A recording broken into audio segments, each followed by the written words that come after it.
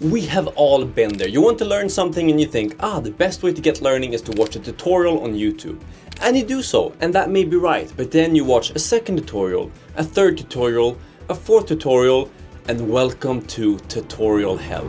Tutorial hell is where you want to learn something, but instead of just learning something, you're watching someone else do it, and you are following along, imagining that you are actually learning. Let me tell you something, you're not really learning anything. Now, there are a couple of signs, telltale signs that you are indeed. Number one is that you're unable to start a project without some type of guidance. And by guidance, I mean something like a visual cue, someone to be able to follow along. Maybe for programming, you're watching someone else program a similar app and you're just going along making small changes as you go, thinking that you are learning. If you feel as if you need something like this and you need someone to show you exactly the process before you can actually get started on something, then that's a telltale sign that you indeed are stuck in tutorial hell. Another telltale sign is feeling underprepared despite spending vast amounts of time on this particular topic. So maybe you've been studying video editing for a long time, you've spent a lot of hours and technically you should really be there in terms of knowledge, but yet every time you get to working on that thing, you still feel as if you're underprepared and you're not really prepared to tackle the challenge which you're speaking of and thinking of progressing with. If this is you, then you need to get your ass up and get out of tutorial hell as soon as possible, because this can lead to a lot of bad pitfalls. First of all is that you lack real problem solving skills. If you're just stuck in tutorial hell and you're watching tutorials to do anything, once you find a problem that's not really been defined in a tutorial before, that you're not able to watch along or read along as you do, you're not going to be able to solve that problem as easily. So if you actually learn something by doing it yourself, you will encounter problems. And as you solve those problems, your base of knowledge will increase and your ability to solve new types of problems that are just slight deviations of problems that you've solved in the past will increase. However, if you're just relying on other people to solve your problems for you and then essentially copying them, you're not going to be able to have this problem solving skill on your own. So this is definitely going to slow you down in terms of building your own stuff, but also for future projects, it's going to prevent you from starting what you want to start, because if you have this genius thought that you want to do and no one's made a tutorial on how to do it, how are you going to execute on that idea? What you'll find here is that you'll see a significant stagnation in skill development. You'll stop to learn and you'll just be stuck from one tutorial to the next tutorial, and it will not help you get ahead of anything really.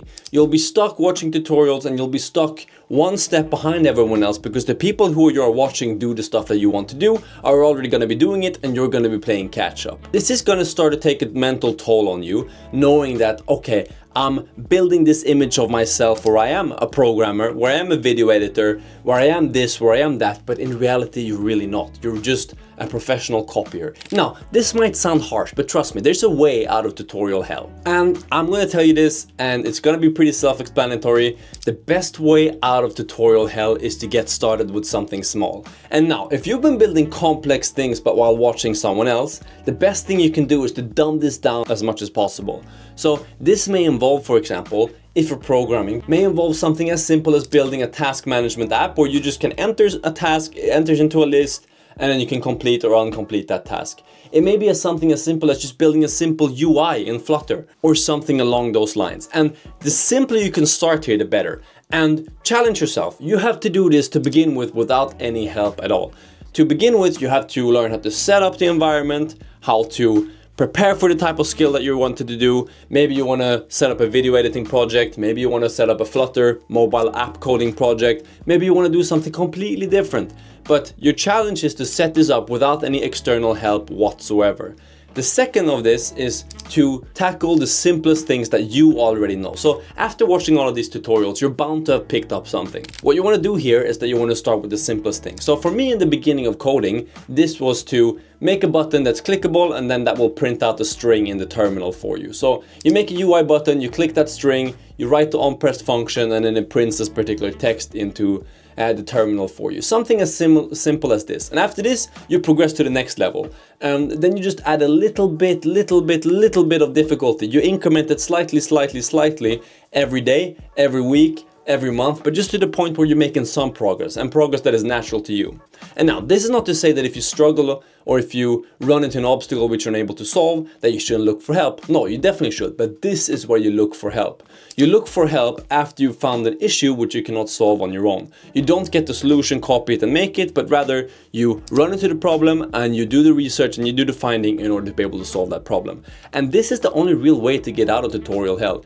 And this is specifically applicable for coding, because it's so easy to trick yourself into thinking that you know how to code when in reality you don't. And the only way out of this, the only way out of this is to make small and tiny coding projects that you iterate on every single day, week, month, or any given time span of your liking. I think there are two things here which you need to do as well.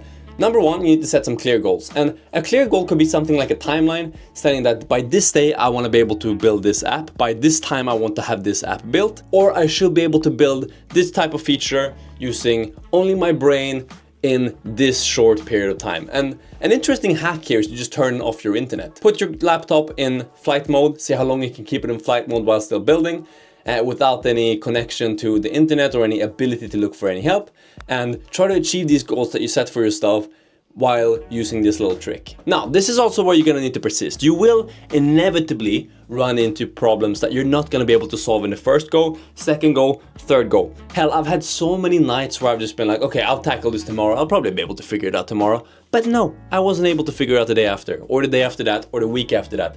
But then maybe a month later, I came back to that project or that feature, and I managed to figure it out in 5 minutes. Those are the things that happen, and it's called skill stacking.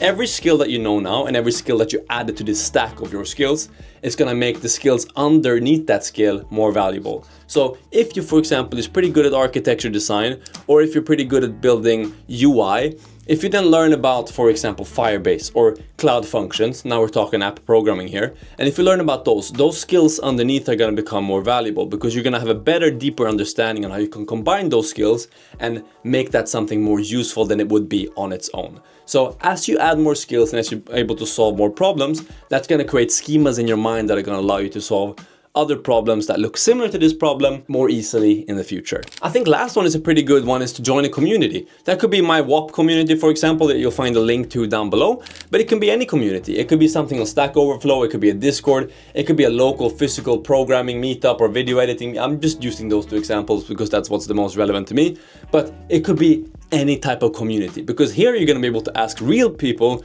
real questions. So for example, hey Johnny, how do I solve this problem that I have here? Do you have any experience? And you're able to leverage other people's experience and other people's knowledge to help solve your problems, because if they are someone who's within your community, odds are that they have faced similar problems before. So to summarize, I think that in order to get out of tutorial hell, which is an incredibly annoying and dangerous place to be, both for your mental health but also for your long-term growth and your skill development, the best way to get out of it is to start as small as you can. Dumb it down as much as possible, set some clear goals in regards to what you want to achieve, and challenge yourself to be able to solve problems without access to the internet.